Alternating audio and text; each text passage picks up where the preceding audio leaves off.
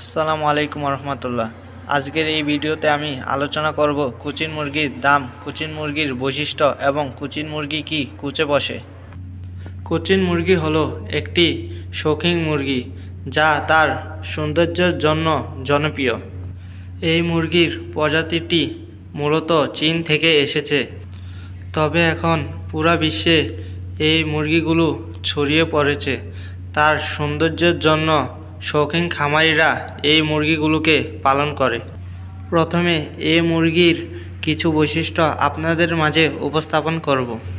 সাধারণত কুচিন মুরগির পালক উজ্জ্বল, নরম এবং ফুলকিও হয়।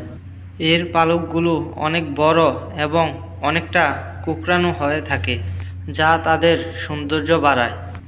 তাদেরকে দেখতে অনেকটা ফুটবলের মতো, যা ফুটবলের আকার থেকেও কম নয়।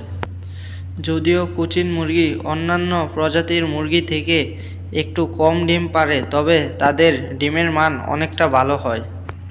এর পায়ে উজ্জ্বল রঙের পালক থাকে, যা তাদেরকে বিশেষভাবে আকর্ষণীয় করে তোলে। কুচিন মুরগি বিভিন্ন রঙের পাওয়া যায়, যেমন সোনালী, সাদা, কালো, রেড, সিলভার ইত্যাদি।